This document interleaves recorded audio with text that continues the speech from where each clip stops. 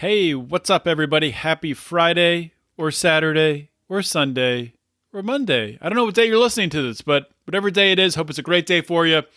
Quick note before we get started for today's show, I want to tell you about the growth we've been seeing with this show and with Lions of Liberty Pride.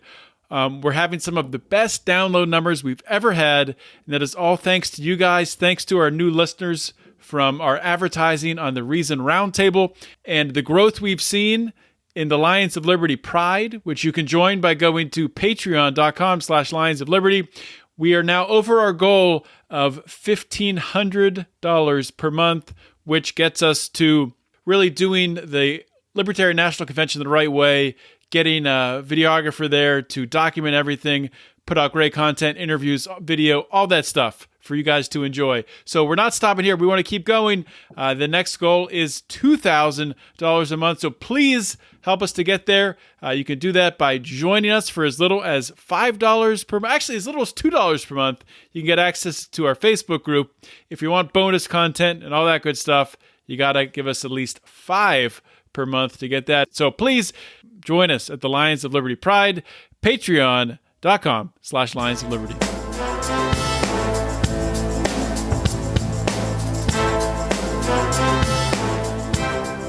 Welcome to Felony Friday, a presentation of the Lions of Liberty podcast.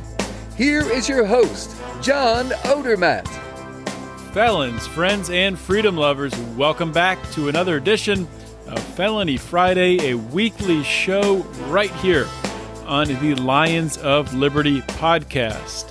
What is Felony Friday? Felony Friday is a show where every single week we're going to do a deep dive and we're going to examine and expose injustice in the broken criminal justice system.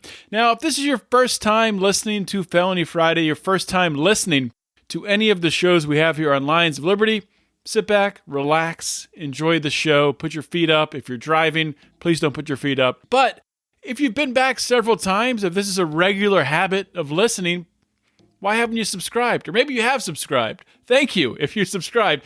But if you haven't, please do so. Whatever podcasting app you're listening on, please just scroll up to the top there, punch that subscribe button, and you'll get every single episode of the Lions of Liberty podcast and of Felony Friday delivered to your little listening device. And also, if you really enjoy what you're hearing here, please think about giving us a 5-star rating and a review on Apple Podcast, especially if you listen there, because it helps with the algorithms and all that crazy stuff. Without further ado, let's get rolling with today's show.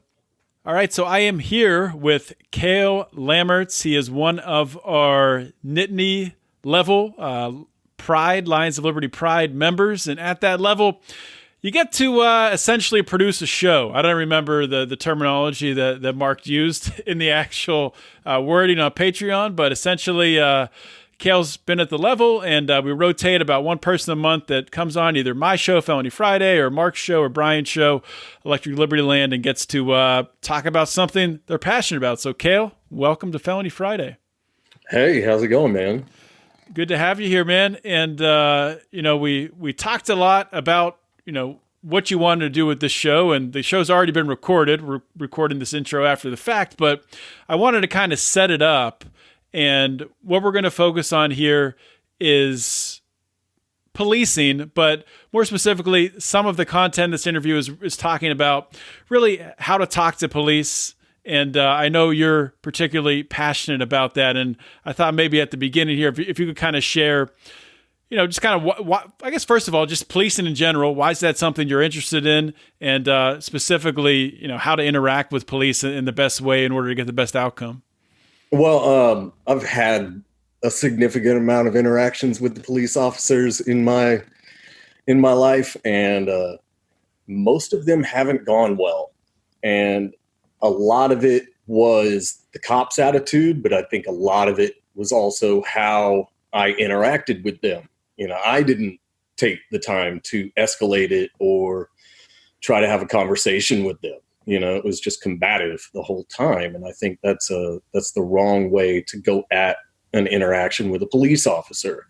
I think there's a time and a place to be combative, but I think if you see them as a human first, instead of a police officer, and go into it as someone whose mind you can change, or at least get them to think, I think it's time worth spending. And I think we have to change everybody's mind, right? I mean, that's the whole idea. We have to get the cops on board with the idea that they're violating people's rights. Right. Yeah, that's a great point. And I think that's a good sort of kickoff here, because that's one of the things that John, my guest today, John Baeza, that we talked about quite a bit, is he was trying to do that a little bit from inside the force. But hopefully maybe some police officers currently still working can hear this and start to, change their minds and implement some of the things that John talked about. So with that being said, let's get to the interview, and we'll be back here at the end to get some more thoughts from Cale. On today's episode of Felony Friday, we welcome John Baeza to the show. And I first heard of John, or actually I was just talking with John before the show here. I heard of him. He was on Tom Woods originally, and I remember his appearance on that show. Heard of him more recently. He was a guest on Pete Quinonez's Free Man Beyond the Wall podcast, where specifically they got into something that is of interest to me, and I know of interest to our audience, is a part of his career in law enforcement where he tried to act as a libertarian cop. And he's written an article about that. It's on LouRockwell.com. I'll link to that on the show notes page. And we'll get into John's career prior to that. And he worked for a long time in New York City in many different capacities in law enforcement. So, John, welcome to Felony Friday. Well, thank you. Thank you for having me here. Well, thank you for coming on the show and carving some time out of your day. I know you're retired, but I know that even retired people are very busy. So thank you so much. No problem. Just to kind of set the table here before we get into really the Lou Rockwell article and some of the things you talked about on Pete's show, I really want to dig into. I'm always interested in why people choose certain careers, what attracts them to do certain things. So starting sort of at the beginning here, what first, motivated you to go into law enforcement? Well, I was motivated by family. Not that they motivated me. I was motivated by them. Both my grandfathers were New York City police officers. One was a lieutenant and they had retired. One had passed away and one was still living. And when I was about 15 or so, I did a lot of reading, read a lot of cop books, a lot of New York City cop books. And I said to myself, this is what I want to do. My father was a New York City fire lieutenant, but I didn't want to be a fireman. For some reason, I just had read books about cops. I want to be a cop. I want to be like my grandfathers. So that's the area that I wanted to go in. But it turns out that after high school, I was 18 years old, and they don't take you as a cop till you're 20. So what I did was I had taken a test for New York State correction officer.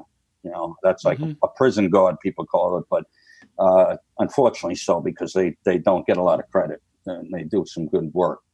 But I graduated high school like June 23rd. On July 31st, I was in the Correction Academy, and a couple weeks later, I was working in Sing Sing prison, maximum security prison. It's about 20 miles north of the Bronx. And, at any moment it would be myself and maybe 187 cells, 87 inmates on one, what we call a tier, like levels, like a floor, one story. It'd be about 5-6 stories tall. And so I went into that work, and I have to tell you that I was scared to death every minute of every moment that I was in there. I was a young kid doing that. I'm curious, what was because I've heard from other people in corrections that you're sort of just kind of thrown to the wolves. Did you feel like you were adequately prepared? Were you trained, or what was that like? No, we were thrown to the wolves. I just happened to have a couple of good correction officers that had some time around me. Most of them went on to be cops, but try to do something else. But I was proud of my time as a correction officer, because I think we did some good work. I didn't see any instances of brutality in front of me. I'm not saying there weren't, but with my group, it was really tight, and it was a really, really difficult job. It was just as difficult as a police job. So I hear some police officers, they kind of talk down about correction officers. I would never do that. I've been one, so I know it's a very difficult job.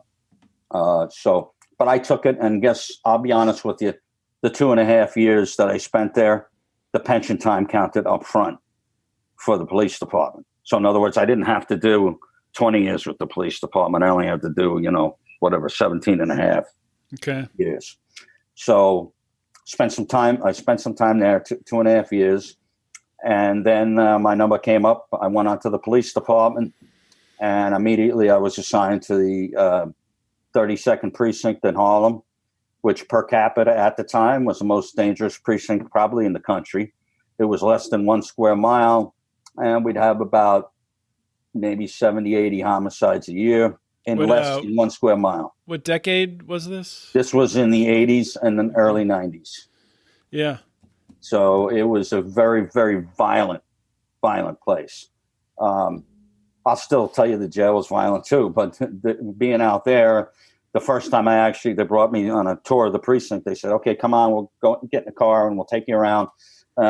First thing we did was get involved in a gunfight. You could smell the cordite in the air. And I was like, what did I get myself into? I mean, I was like, what? I was still young, I'm like, I'm 20 years old. I'm like, oh my gosh, so, I worked in Harlem, a very, very difficult, the 3-2 precinct. We called it the Tomb of Gloom. Mm-hmm. And it was the Tomb of Gloom. It was very scary every day. And then after a while, I decided that I wanted to get out, do something else. I met somebody who was in narcotics, who was an undercover, real undercover, meaning taking away your ID. They scratch you off the magazine list, the police department magazine that they give out. You don't get that. You only get your paycheck, really. Mm-hmm. And a guy was talking to me about it. And I said, you know what? At that point, I was not libertarian at all. I was inculcated. And I said, that sounds cool. And plus, you get your detective shield in 18 months if you do that. That's faster than normal because it's the most dangerous job in the police department, undercover. So, inculcated me, I took it and I did it. And I can't believe it, but I actually did very well at it. I mean, people will look at me and say, come on, I'll tell you what, I made hundreds and hundreds of buys, acting as a criminal, or I don't consider criminals anymore. There's, people have to excuse me here because I'm telling the story, but right. But when I go back on it now, I'm ashamed of what I did. But at the time, I was good at it, and I did it for 3 years until the last buy I made. I had a gun put to my head. I was making a $16,000 buy of heroin, and I didn't have my own gun on me because anytime you go into an apartment with somebody who is a drug dealer, they're going to pat you down.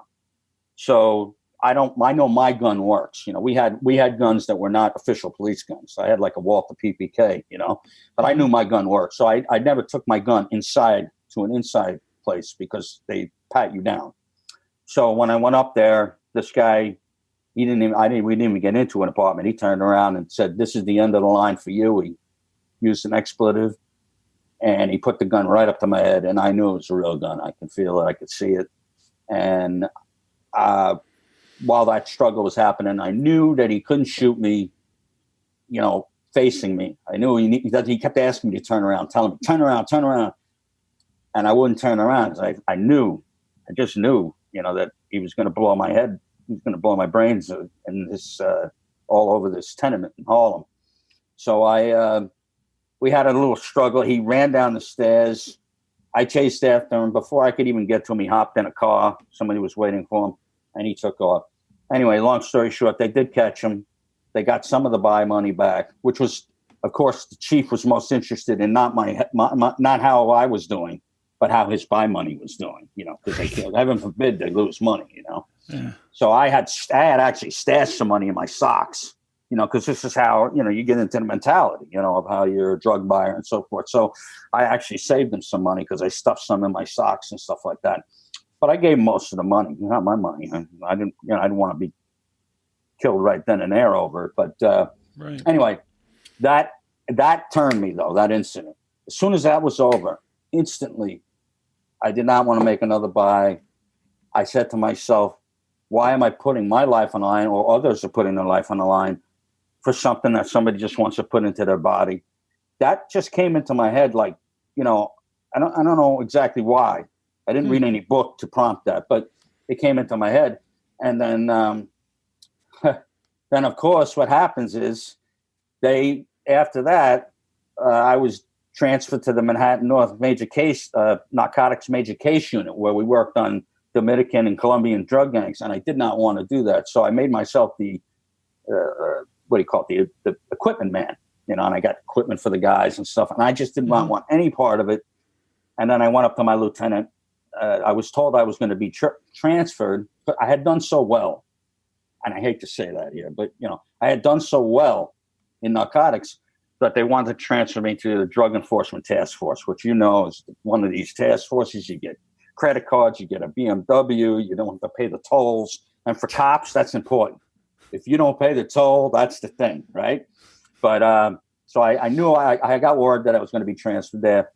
And I went up to my lieutenant and I said, we call him Lou in the police department. I said, Lou, I'm supposed to get transferred in 2 weeks to the task force. I don't want to go there. And he said to me, you know what? Nobody has ever denied going to the task force. Nobody has ever turned it down, ever. Well, who would, right? I mean, unless you were libertarian in your mind. But this was just starting with me. But he said, nobody's ever turned it down. He says, but you work very hard for me. Where do you want to go? And, I knew his brother was the chief of department. So wherever I wanted to go, I could go.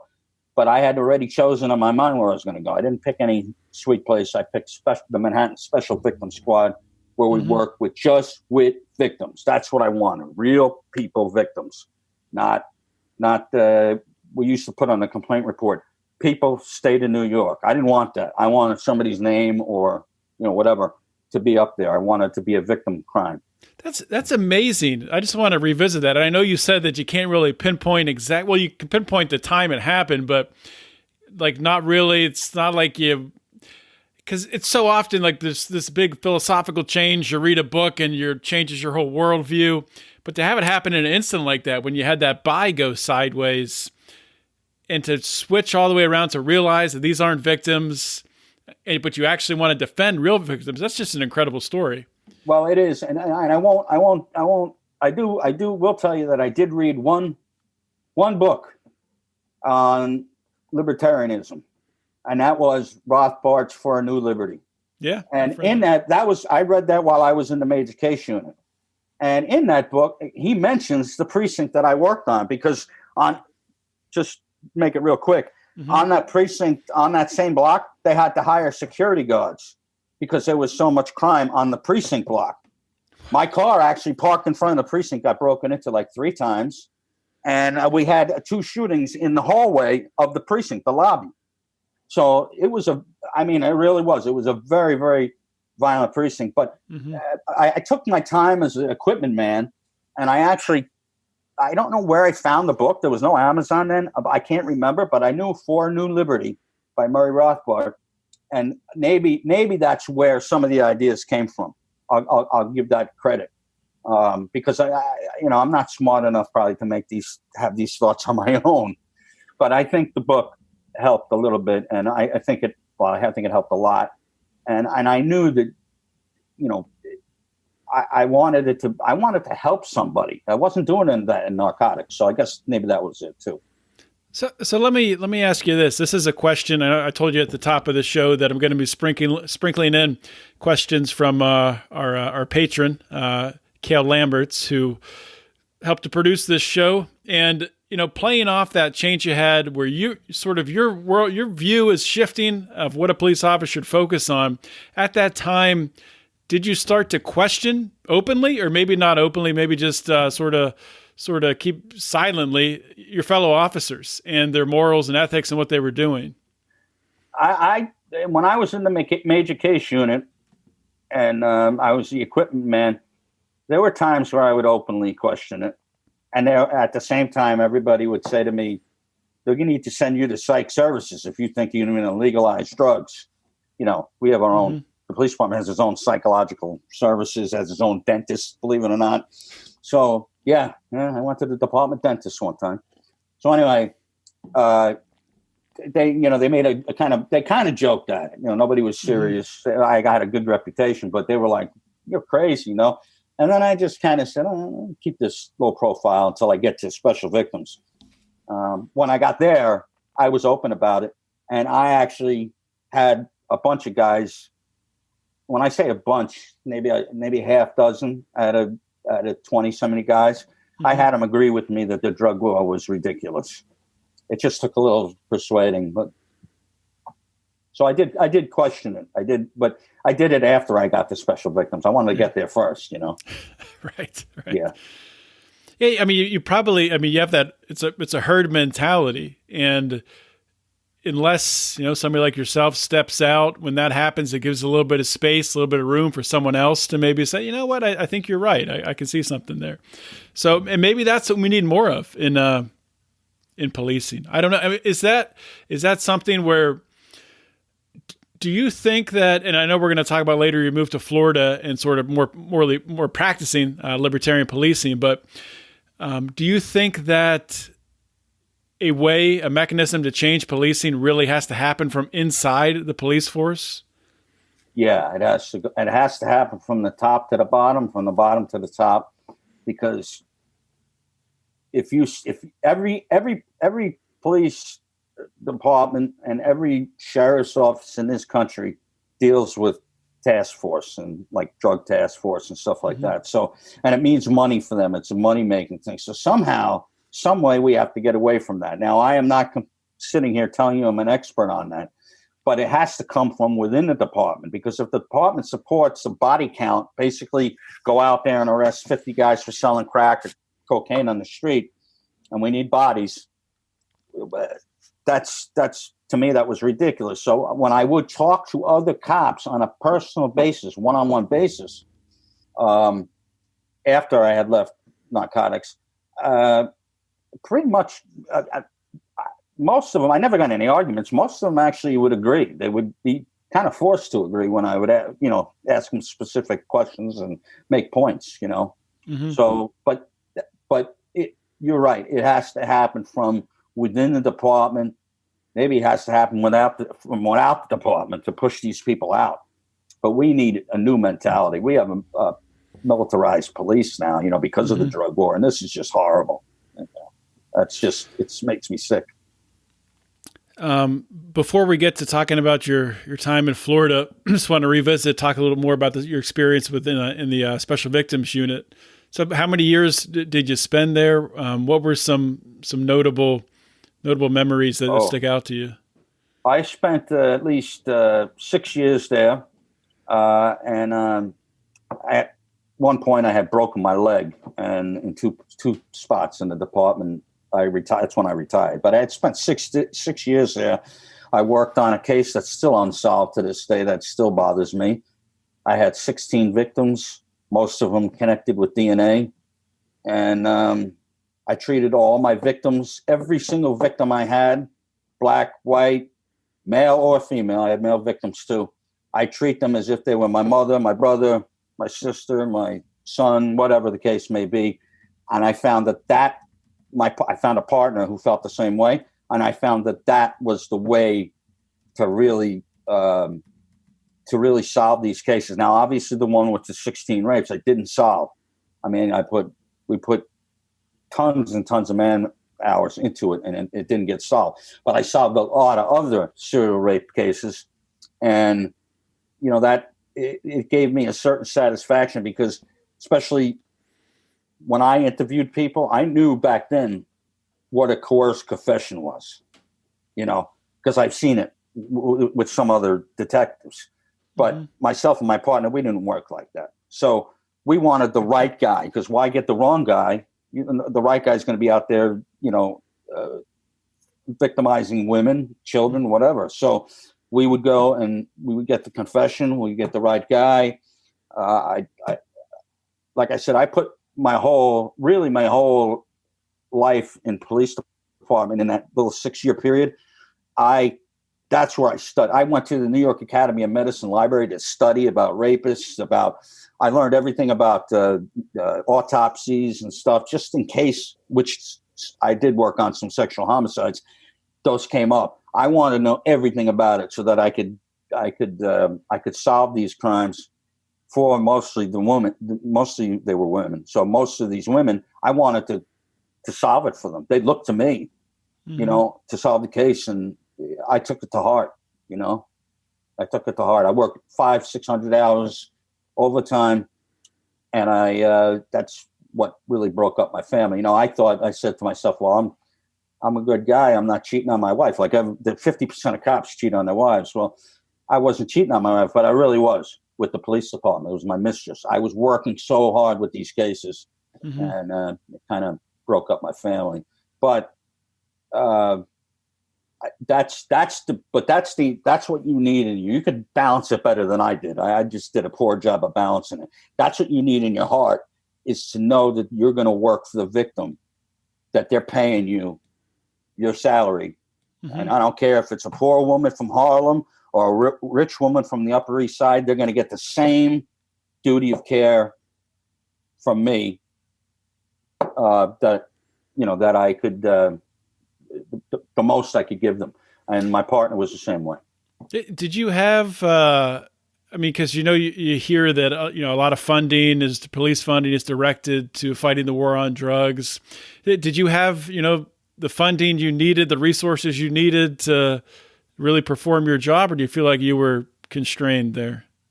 We didn't have the resources to do. When I was there, we had 22 detectives to handle 5,000 rape cases and child abuse cases a year. 22 detectives. At the same time, just in Manhattan North, there were over 300 detectives working in narcotics. Well, I had a caseload where, here's a woman raped with a broken bottle. There's a child burned with iron or whatever. These brutal cases. I would have to kind of shuffle them, and I'd work on it, and I thought I did a pretty good job of my clearance rate. I always kept it up there. But I'll tell you, what was difficult for me, and it got maddening to me in the end, was that I'm handling all these horrible cases, and they got 100 detectives working on buying a vial of crack, which I've done hundreds of times, And I thought to myself, this is absolutely ridiculous. And they didn't give us the resources. I was there until a time where, when I worked up in Harlem, if I had a rape in Harlem, nobody cared. But there came a time where a new police commissioner came in, and I was actually surprised that all of a sudden I got what I needed. I didn't get the 300 detectives, but I got the manpower. I got stuff that I needed to work on cases up in Harlem, right, rather than the Upper East Side. So that helped out a lot. And that was Commissioner Bratton. I know we could have a whole show about him, but he did come in there, and he did give a good measure of support to us in cases that happen in the ghetto areas. Well, that's good. So it's one good thing. So it sounds like he was a complicated guy. He was. What he did was he held people accountable, and he did drop the crime rate in New York. We'll give him credit for that. So after your time with Special Victims, you said you got injured and you retired, and then you went to Florida, or how much time? A couple of years, and I decided I need to get some money. I had to pay some child support and stuff like that. So I went to Florida and applied for a job at the sheriff's office, and they took me. No, my leg was broken and all. They took me. So you can work. So I worked in Florida and in the sheriff's office. I'd say a medium-sized one, close to large. And it was just, to me, it was totally different than New York. In New York, you always had a partner. You always, I worked, wherever I worked, it was close, close knit.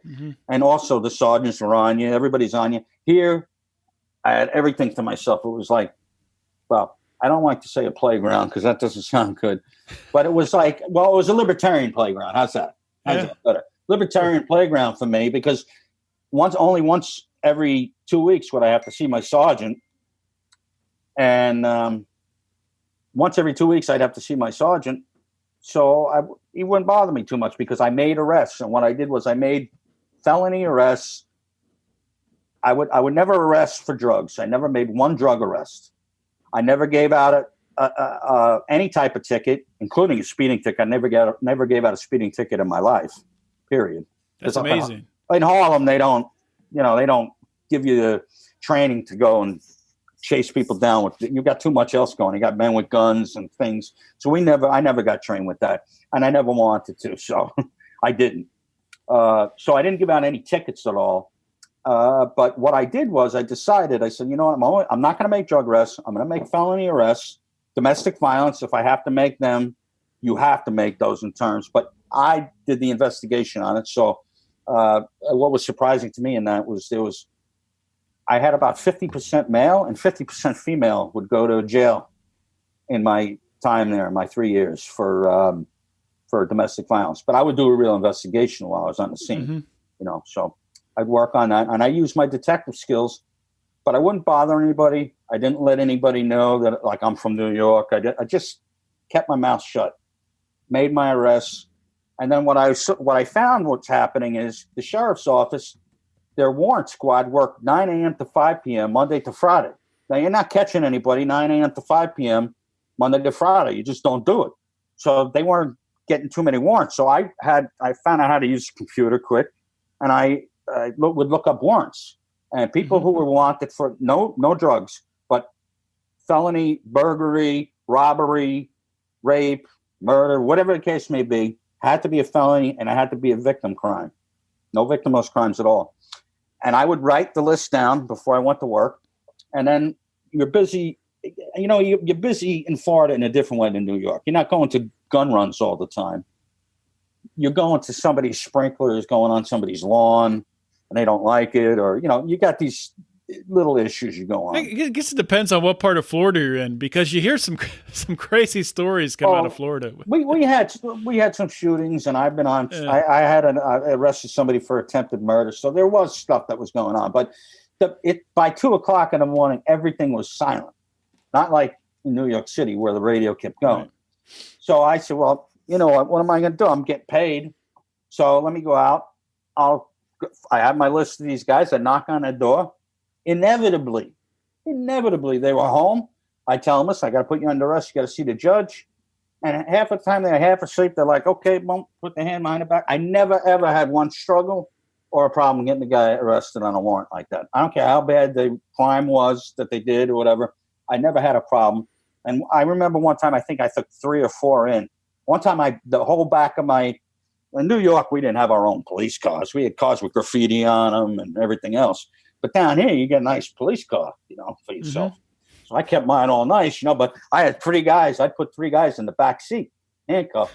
And then I'd have another guy to arrest. I'd have to have another car take them in, take them to the booking area, and get them booked. But that's what I would do. I would do so my arrest rate turned out to be the second highest in the district that I was working. The highest. So what did your boss think about that? Were you getting a lot of notoriety from? No, the boss had told me. He said, "Listen, people from the major crime section are talking about you because you're doing their work for them." Like one day on my day off, I went down. It was 20 minutes away. I took a picture of a guy who was a rape suspect, and they were able to use it in the thing. So they had talked about me, but it was very quiet, and nobody talked to me about it. My sergeant was actually pretty good. That was good. And he knew that I read. The other thing is I was always on top of the law, just like in New York, always reading the law, the updates to the law, so that I knew that I was obviously within the law. I had probable cause. I knew what all that was about. How to do a show up, a lineup, a photo array. Mm-hmm. I did a photo array one time, which is a 6-pack of photos, and they do it on a computer when I was there. They did it on a computer. And I was doing it, and I had another cop come over to me. He said, "What is that?" I said, "What do you mean, what is that?" "It's a photo array." The guy goes, I never saw anything like that before. I said, you never did a photo array before? So these guys, you know what I'm saying? It was a different mindset. But I just, hey, boom. So I was doing the best I could. I would have people, sometimes people would have drugs on them. If they did, I say, listen, throw them down in a ditch or somewhere that they would go away. Because, you know, you have to also remember that I got to be on the lookout because I might have, you know, other cops looking at me. That's the other thing. Mm-hmm. But most of these people, they throw down whatever drugs they had. And I said, come here to the car. And I have I'd have the wanted posters, plus anything that I wanted, like anything that I had, a case, because I had some open cases. And I would deal with them. My sergeant let me deal with my killing cases. So I would deal with them. And I would ask people, do you know this guy? Or do you know what's going on over here? Yeah, and you know what? And once in a while, you know, it's not every time, but once in a while, I would get somebody to say, you know what? I know that guy, and this is where he lives at, and thanks for, you know, not arresting me. And I'd be like, okay, boom. So, I mean, it's not the perfect libertarian thing to do, but to stay within, you know, to at least keep myself going, that's what I did. Just taking a real quick ad break here. One of our Lions of Liberty Pride members, Tyler Colford, he reached out to me, and he recently upgraded to our $100 level where he gets an ad. And he decided to use this ad today because he has a special message for you out there. He wanted me to let you all know that he's into long walks through the woods. He's into comic books, Graham Hancock novels, video games, and Austrian economics. And if you're into some of those same things, then check out his rap group, Jinx Inc. It's available on all streaming platforms. I was just listening to his song Bootstraps on Spotify. So check out Bootstraps. Check out Jinx Inc. That's JYNXINC. JYNXINC. Jinx Inc. Check it out.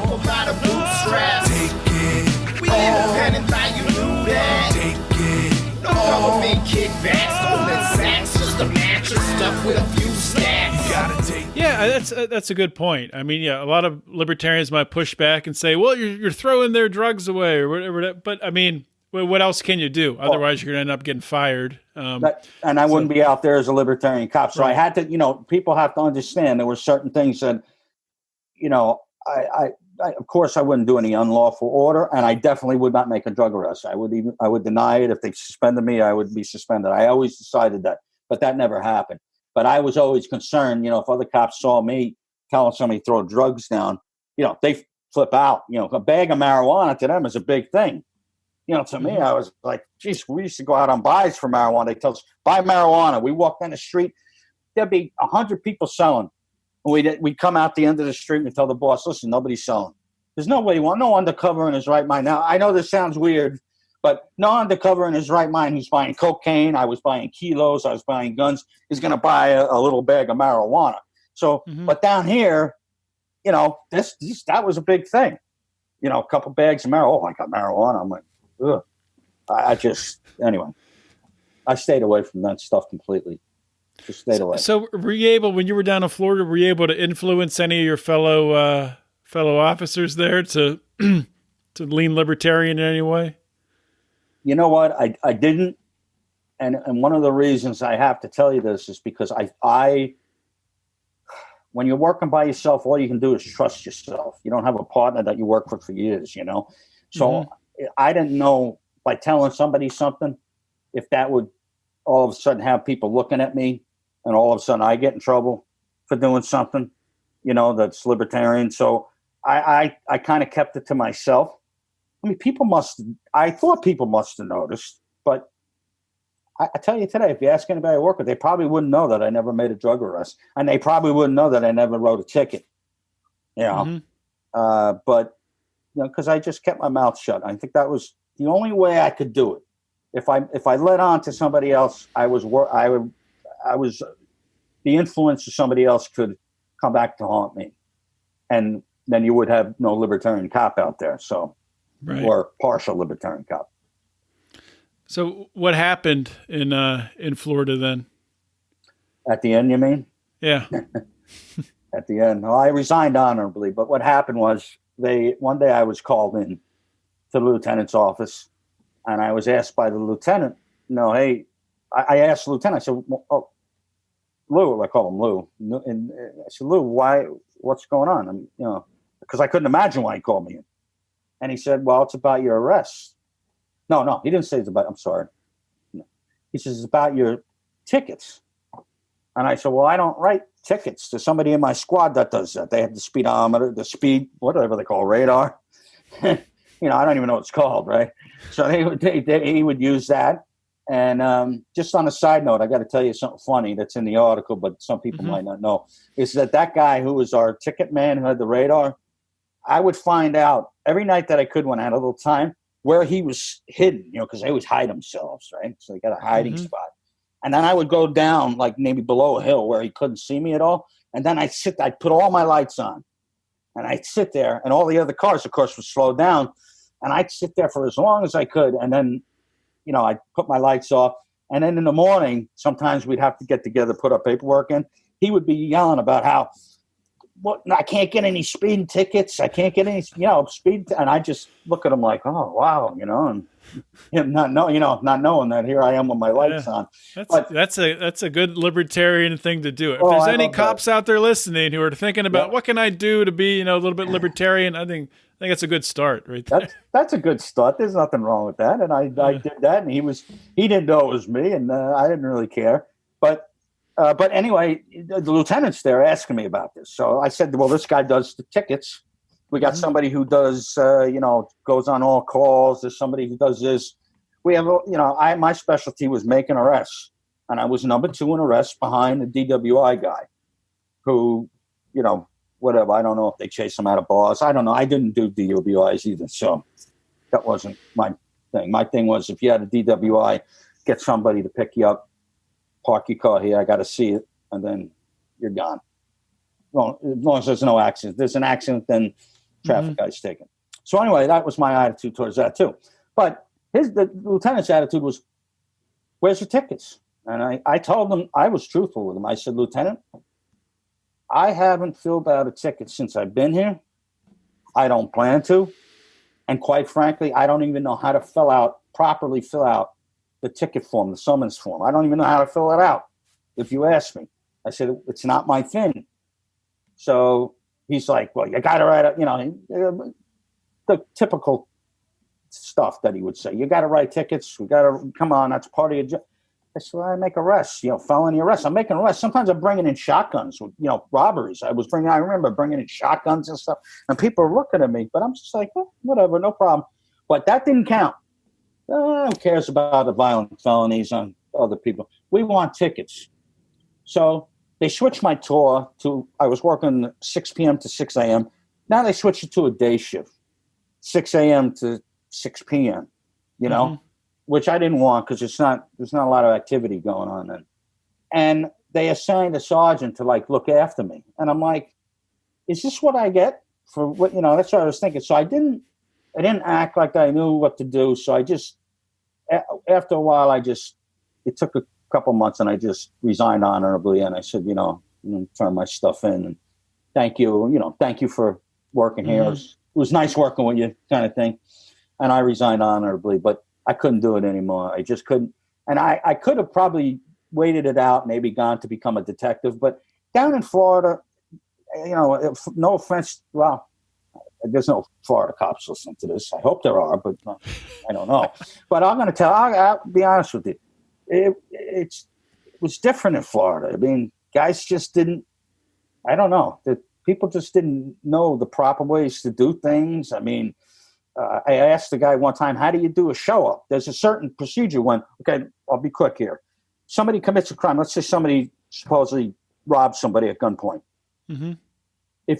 Now the victim gives a description. If you find a guy who matches that description, okay, you got to now have to bring the victim to where that guy is, because that guy, he still has rights, right? He's not a perpetrator at this point. Right. So you have to bring her to, so I would scramble it out. And I would say, listen, put him aside. If he's got to be in handcuffs, you put him aside far away from the car as you can, stand back from him and let the victim view, blah, blah, blah. No, but people were like, what are you doing? I said, this is it's called a show up. I said, this is a show up. This is what you have to do to get a good case. But I don't know. Apparently in Florida, maybe not. So Anyway, it's just an example. I hope there's some cops watching this, but that's an example. It's a different world in Florida in many ways. It is, and I'm not saying, but of course, bad things happen in New York. Look at me. I worked in narcotics for 3 years and made hundreds of buys. I bought guns. Now I'm embarrassed of that stuff. And I'm embarrassed for my profession, for what it's become, and what people have let it become. Yeah. So I have a couple more questions from Kale. Some of these centering around more, focusing in on, maybe libertarian philosophy around policing. So do you think that police officers, with all the experience you have now, do you think that police officers should have lethal force as an option? Is that something they need to have? Lethal force? Mm-hmm. From my experience, you're asking me? Okay. Well, just your opinion. I mean, my opinion is yes. I mean, I've had guns pointed at me. I had somebody pull the trigger, and as he pulled the trigger, we found out later the firing pin hit the primer, left a dimple on it. So he actually shot at me, but the bullet didn't come out. But when I got up, I was in a Harlem alley, so I'm full with. It's like 2 feet.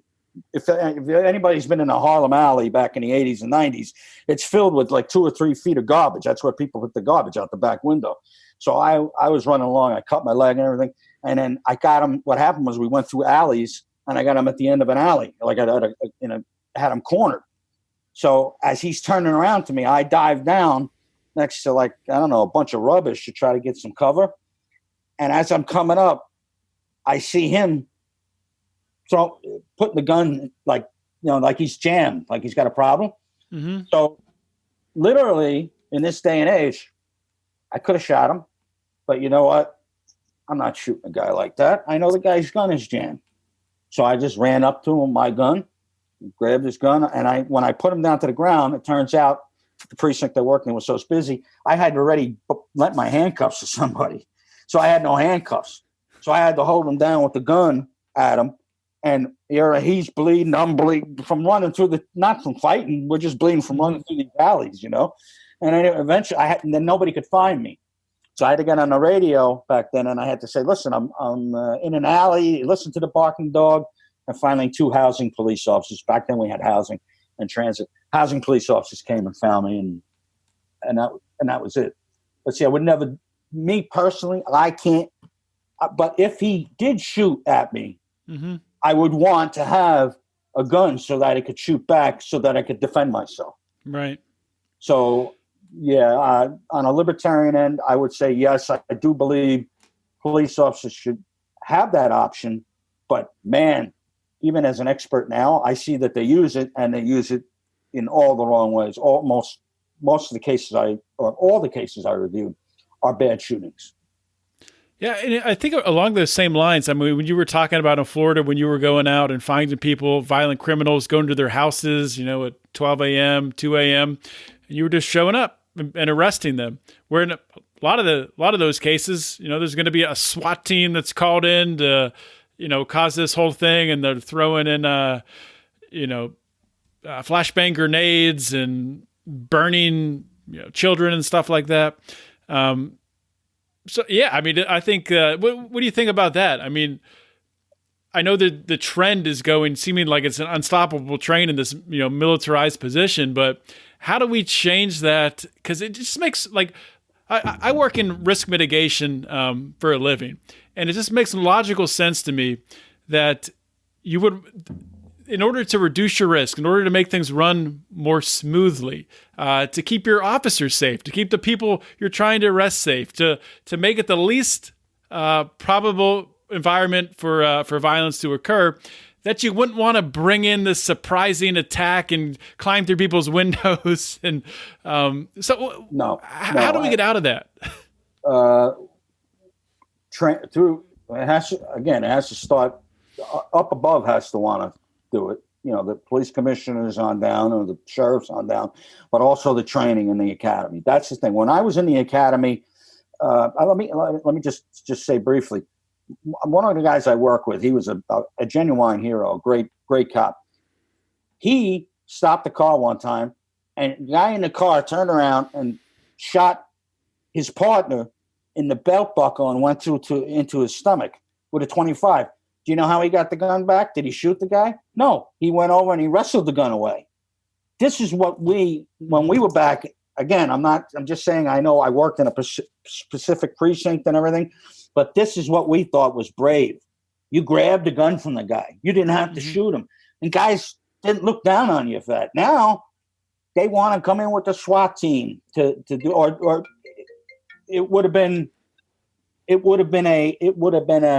bad situation, because you know what? All cops on that scene would have probably shot that guy that shot the cop, but not the guys I work with, because they were trained differently. Now they train them. It looks like what seems to me, even in narcotics, when we did warrants, we had a sergeant. He had one of these booming things, like a ram, and a couple police officers with windbreakers on. We didn't have SWAT teams do it. Now you know how often it has proliferated. The SWAT raids have proliferated tremendously until now. They do it for anything. They do it for somebody showed me the other day. What was it? Basil. Like, they used to cook with, I guess, whatever. They seized that from somebody thinking it was a drug. Oh yeah, and they used the SWAT team to do it. I mean, I don't see it. So I do see it has to be training, and I do see that has to be up top that wants it, because this cop mentality that you get into, once you get into it, like I said, it took me almost getting killed to get out of it. Once you get into it, you're inculcated into it. It's just so tough to get out of it. You need cops that, and there are. My partner I work with now, my business partner, he's a retired detective. He's a libertarian, but he's only started being a libertarian when he worked with me, with Ron Paul, on the Ron Paul campaign. But he's fully changed now. Doesn't change the fact of what he did when he was on the job. But anyway, I do think there is a change that we can make. But I would love to see private police forces, because I would right away, I'd be like, I'll be a detective, because I'll catch the guy, and then maybe more people will come to me, and I can make some more money, right? There you go. Yeah, that's the way it should be. But I don't think these SWAT and the militarized police. It's just a frame of mind that needs to go.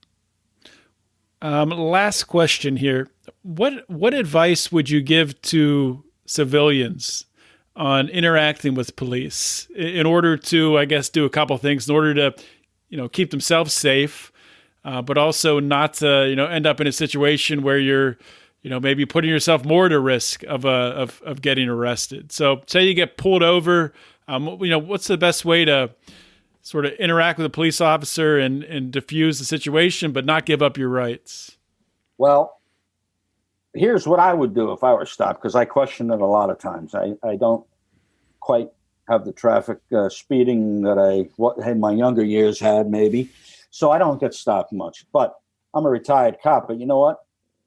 If I ever get stopped, I will keep my hands on the wheel, and I will not take them off until the police officer sees that I have nothing in my hands. I mean, of course, sometimes they always see something, but I keep my hands there because I'm scared to death if I go by a cop. And now it's gotten so bad with me is that I don't even like when a cop car's next to me.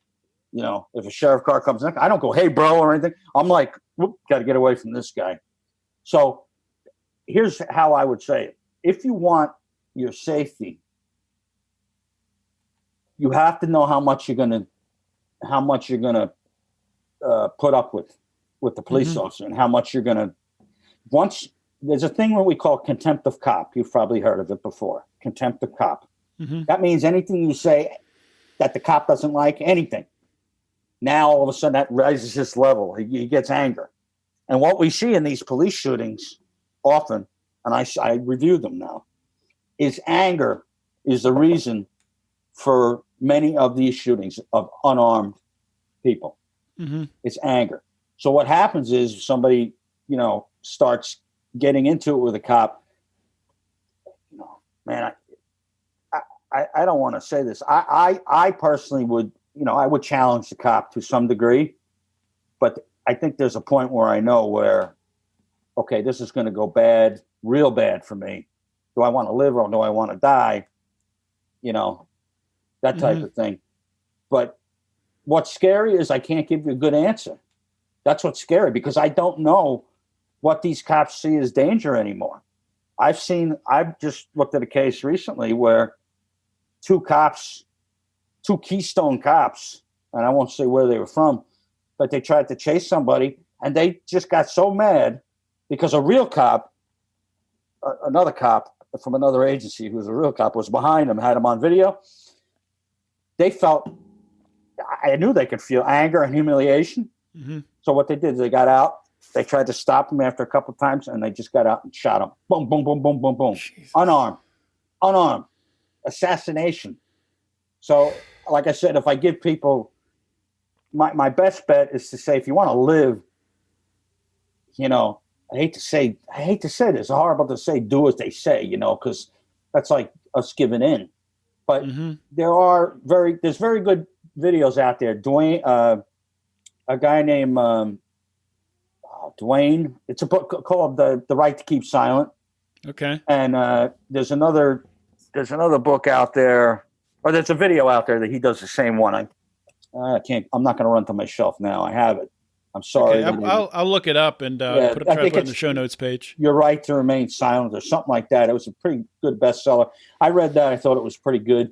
That's some good stuff for people to take a look at. And this guy was an attorney, so that even helps even more, okay. Than a retired cop telling you what to do, But I'll tell you, I'm scared too. Let people know out there, I am scared too, and I don't like to be anywhere near cops.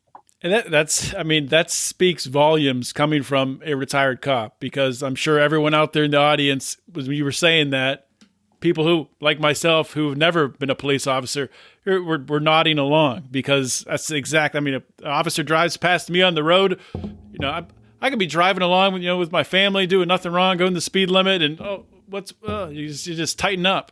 That's not the way it should be. No, it isn't. If the cops there is supposed to be protecting the community, and when you're doing absolutely nothing wrong, and you could say nothing wrong. But a lot of the time, a lot of people get arrested. They're doing nothing wrong. They're just doing something that there's just an arbitrary law about it. But say you're obeying the laws, and you still have this fear set in you. It's just it's not right.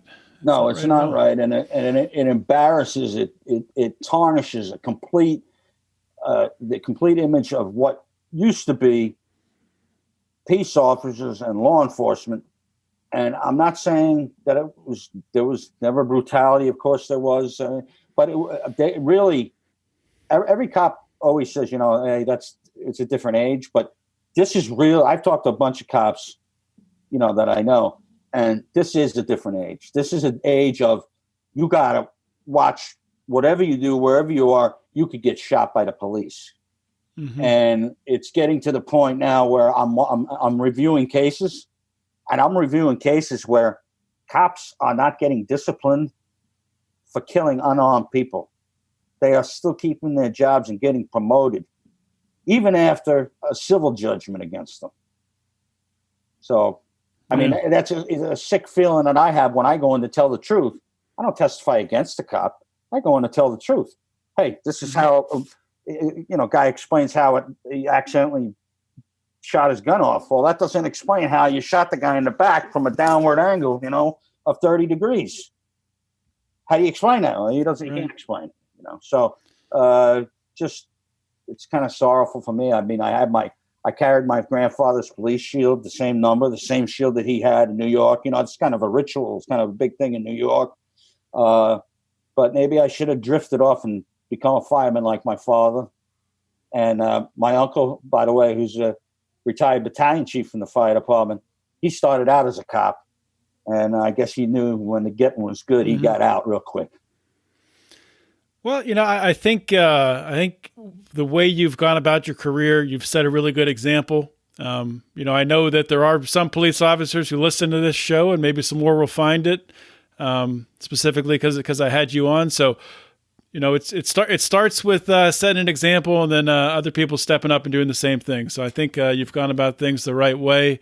I just want to give you a minute if there's anything you want to plug. I don't know if you have any more writings you've done you want to point people towards, or anything at all. I haven't written anything lately. But if there are anybody out there concerned, because this gets around, and I know your podcast gets around all over the place, because I've heard about it all over the place. I'll plug my website, but just because of what I do. I'm an expert witness in police policy and procedures, shootings, police misconduct. It's NYPDTruth.com. And we're in an audience now. I have to say truth has nothing to do with 9/11, okay? It's just NYPD Truth. We picked it out because we believe in the truth. NYPDTruth.com. If anybody needs any services, take a look at it to see what we're all about. But that's it. That's it. And I just hope that one day a fine profession can be brought back to what it once was, or what it should have always been. All right, John. Well, thank you for coming on the show. Thank you for having me. I appreciate it. I hope you guys enjoyed that interview today with John Baeza. Really, a knowledgeable guy and very easy to talk to for a former police officer, probably because he's a libertarian. But I really did enjoy getting to spend some time with him. And like I said, I'm back here with Cale. Cale has listened to the interview. What were your thoughts on it? I think he's good. I think from my research recently, he's got a monopoly on the Libertarian Cop thing. So he's kind of been making the circuits, and other cops I've talked to, or people that even know cops, they don't know anybody that behaves like that in their duties, that can say they didn't, give anybody tickets or didn't even know how to write a ticket. Right. I think that's one of the best parts is he says I don't even know how to, even if I wanted to, I don't know how. And I think that's the best answer you could give to your commanding officer is, hey man, I don't even know how to do that. Mm-hmm. So I think he's had a really good experience, and I hope he's able to reach other police officers. I mean, that's the idea is to get them to think, and that they don't have to just follow the orders. Yeah, he's one of the only one that I know about, former libertarian or former, I should say, libertarians who are former police officers. He's one of the only ones who really became a libertarian and, kept serving on the force while he was a libertarian, implementing some of that stuff. I've had Rayford Davis on the show before, but Rayford really, he was injured on the force, and he's really done a lot of his activism afterwards. He didn't really do any libertarian activism while he was serving, at least not that I remember. Rayford's a listener, so if I'm wrong, reach out to me, Rayford. But so just to dig into some of the things that I know that you are specifically passionate about because you've had experiences in some of these circumstances. What did you think about the answers he was giving for how to specifically deal with if you get pulled over by a police officer? The fact that he said he's scared should be a sign. And I tell people I basically tell people the same thing. If you get pulled over, put your hands on the steering wheel and do not move them until you are instructed to do so. That is the best way to get out alive. Mm-hmm. And I was actually told by an ex-cop friend of mine that if you put your hands on your steering wheel, roll your window all the way down, and don't move until they ask you for something, they know you know a cop. So there's ways to signal to them that you're not going to be combative, that, you kind of have a backdoor entry to the club. And ever since I've been doing that, I've had fairly good interactions with cops right from the get-go. They view me completely different as they had before. So I think it's the main thing is to stay calm. Which is maybe tough to do for some libertarians who are naturally rebellious and nonconformists, and you want to stand up for your rights, but at the end of the day, you want to live. That's number one for me when I get pulled over. And like you, when John said that he is scared, even when just a cop drives past him, he gets that same fear that I get. And, I can't even imagine, I'm a white guy and I get that fear. I mean, there's the emotions that, African Americans and other people of color experience. It's crazy, absolutely out of control. Yeah, I mean, I've had very bad interactions with the cops. I mean, I've been arrested for failure to show ID when the cop was holding my driver's license. So how does that happen? When he initially came in, I was at a bar with a group of friends, and he just walked in the door and walked straight up to me for some reason. At the time, I was like 22 or 23, and I looked really young. So maybe he just picked me out because I looked like I was 14. Mm-hmm. But he came directly up to me and started asking. He said, "What's your name?" And I said, "Cale." And then when we went to the bar to get my ID, it said Robert Cale Lammert's on it, and they said I gave the wrong name. They said you gave the wrong name, but then he looked at the ID and he still wrote you. That's ridiculous. Right. Yeah. What was that? Just like, was that a fine, or what happened with that? I ended up getting arrested, and the cop that authorized the arrest, so the sergeant that was on scene, but another officer actually did the arresting. But the sergeant that authorized it ended up getting a demotion and a $5,000 a year pay cut because of it. Well, that's some justice.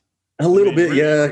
It ended up blacklisting me in that town, and I had to move. But that's after that, they raided my apartment without a warrant and arrested me, and I was constantly getting pulled over, and it just got to the point to where I was basically being harassed all the time. And I mean, I got a speeding ticket while I was sitting on my couch eating a sandwich. So they just knocked on and I took that one to court and lost. So what happened there? So I had been coming down the street, coming home from work, and I pull into my house, and I get out and I go in, and this was back when there was answering machines, and I went and checked the messages on the answering machine, and I went and made a sandwich, and I went to the back refrigerator to get a soda, and you know that feeling you get when someone's looking at you? Mm-hmm. I had a feeling that somebody was looking at me, and I turned around, and a cop was standing in my garage, and I just opened the door. I was like, can I help you? And he goes, can you come outside for a second? I said, yeah, sure. Not a problem. And I walked out there, and he started asking me for my license and registration, to which I said, no, man, I'm not giving you that. You're on my property illegally. I haven't done anything, and it eventually got to where he called a sergeant over, and the guy said, look, man, you're either going to have to sign this ticket for speeding, or we're going to have to take you to jail. So I reluctantly signed it because I didn't know all my rights at the time. I was young. I was in my early 20s, I believe. And so I signed it, and I took it to court. I was, easy win. I don't need a lawyer. I don't need anything. This is going to be cakewalk. He didn't even catch me in my car. And I told the judge the whole story, and it was ruled a legal ticket, and I had to pay the fine plus court costs. So what did I'm assuming the police officer was there and also testified? Yeah. If so they don't show up, what did he say? Like, what was his story? What did he say happened? He said that he saw me speeding coming down the street, and didn't tag me with his radar, but could tell I was speeding and could tell it was me, because I brought it up. I said, dude, how do you know it was even me in the car? And he said he could see me. And there's no way from where he said he was sitting, which was like 200 yards away, mm-hmm. that he could have been able to see my face in any identifiable way. Oh man. Yeah. You've had some crazy experiences with police officers. I definitely have. And those are just, some of the bigger ones. But anything else from either the interview or just on policing in general that you'd like to speak to before I let you go? Sure. I actually did come across another Libertarian Cop today on mm-hmm. Facebook. And I had one guy that was telling him that he needed to quit the force. And I said, no, man, stay in there. If you're telling the truth and this is the way you're policing, and you're going after people, victim crimes, not victimless crimes, stay in the force, spread it around to your fellow officers that this is what they're doing is immoral, and this is how they should be policing. This is the proper way to be, quote unquote, mm-hmm. policing. Um, and he was pretty receptive on that. So, and he's like in the transition of becoming kind of a libertarian anarchist type guy, from the conversation that I had. So, but what I would tell people is, if you're not prepared for a conversation with a cop, don't do it. Just try to get out of there alive. Mm-hmm. But if you're willing to do it, get a good conversation down, find a way, practice it or whatever. And, ask. What I tell people to lead off with is ask the police officer if you can have a conversation with them. You want to enter it all with respect. Ask them if they're willing to have a conversation with you about freedom. And if they say yes, say, do you have rights that I don't have?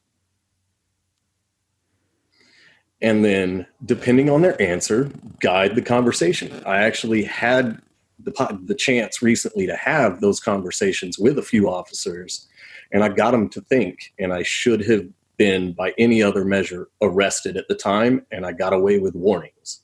So not so we don't have to go down every right.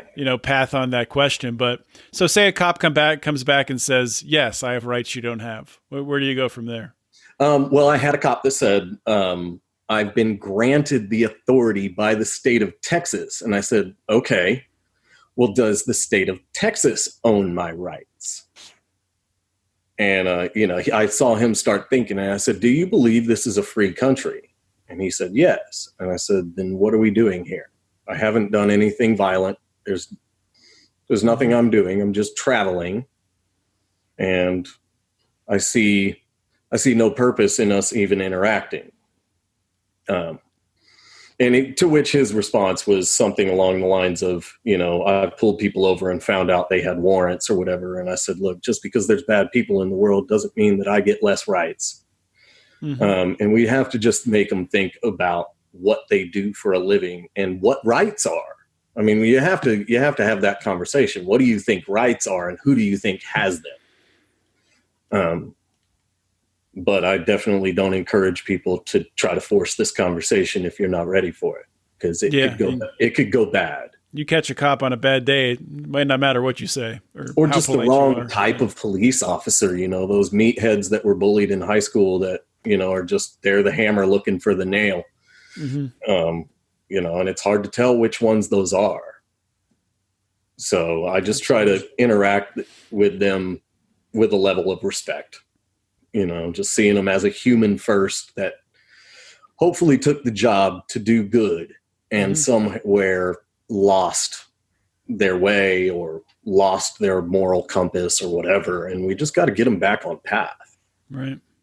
I mean, because in a free society, in a libertarian society, we would still have a voluntary police force or a, voluntarily funded police force. There's still going to be cops. So, we have to change the minds of the people that are going to be doing this job. Yeah, there's still needs. People are going to want to defend their property, their life, their family. That's not going anywhere. So, yeah, if you take away the coercive funding, you still have the demand for the services. Right. And I've told people, as long as it's voluntarily funded, people can form whatever authoritarian structure they want. Mm-hmm. As long as the people that are inside of that authoritarian structure consent to it.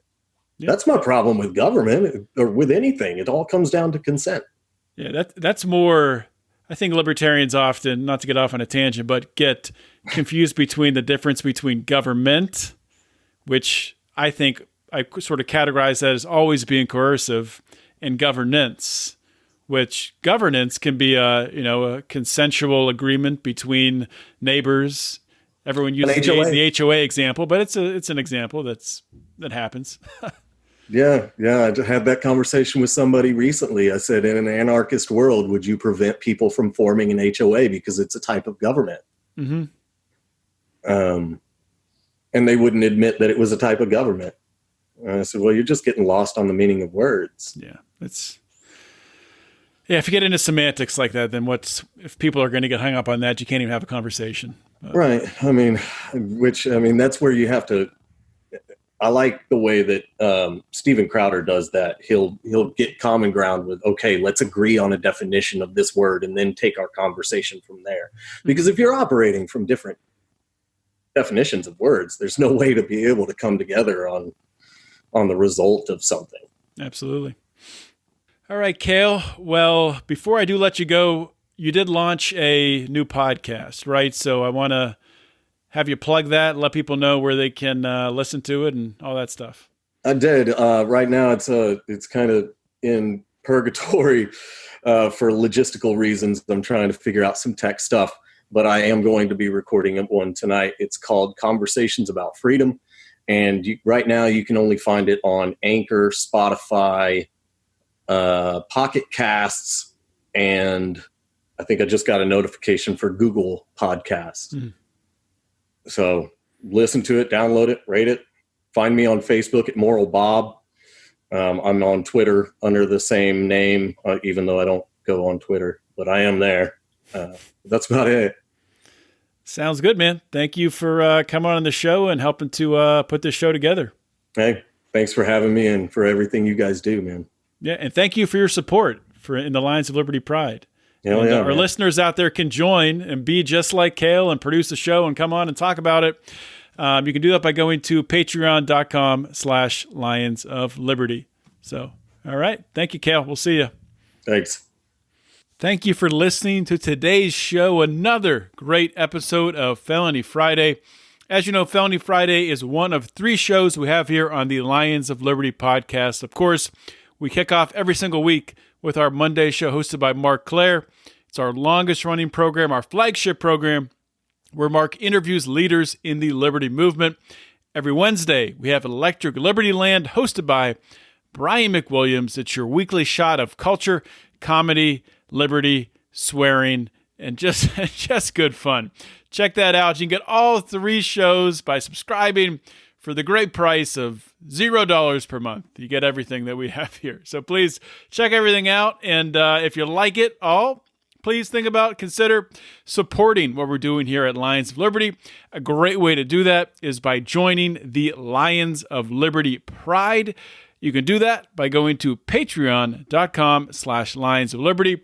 Another great way of doing that is by following, liking, sharing our stuff on Facebook, Instagram, or Twitter. You can find us on Facebook at facebook.com/Lions of Liberty. On Instagram and Twitter, we are at Lions of Liberty.